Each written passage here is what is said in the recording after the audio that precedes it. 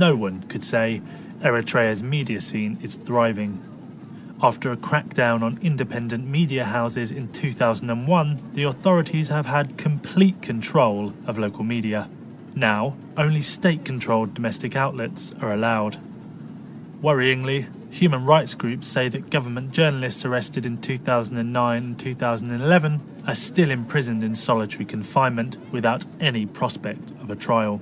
But whilst in Asmara, I decided to take a look at how Eritrea sees itself, at least through the lens of its tightly controlled local media. Okay, so let's take a look at one of the English language newspapers here. This one's called Eritrea Profile, and the front page, page 2 and page 3 are full of positive stories about the Eritrean state, development programs being implemented by the government and active public participation. We've got a story about Eritrea meeting its Millenium Development Goals, the successes of the Education Ministry on page 2. Every single page is a positive story about Eritrea. Each night in our hotel, the state TV channel, Eri TV, broadcasted much of the same, a sign of perhaps why Eritrea sits at the bottom of the World Press Freedom Index. But is this country just misunderstood? We put the question of press freedom to former journalist Yamani Gebriab, who is now head of political affairs at the country's ruling party, the PFDJ, the only political party allowed in the country. Is our media developed? No.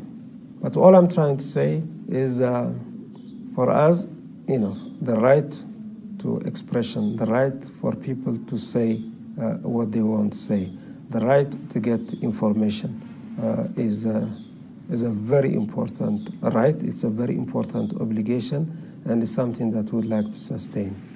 It must be said that despite a terribly slow internet connection, most websites in our hotel at the time of our visit weren't blocked, and international broadcasters were available on television.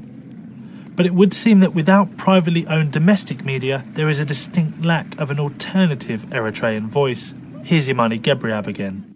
For me, the most important thing is not whether the media is owned by the government or by private people. I don't believe private press does a better job of giving people the right to express themselves than government media. Freedom of expression, again, that's it's an accusation that's very difficult to understand for me. You've been here for a week. You can talk to anyone in this country. They'll give you their views. But would they? I headed out into the centre of Asmara to put Yamani Gebriab's claim to the test. I wonder if I could ask you a couple of questions about Asmara? No? No. Yeah, you prefer not to? Yeah. Okay, don't worry, that's fine.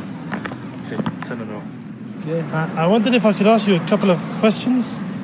I'm not ready to answer this question, Ismail. Okay. Okay, thank you. Thanks.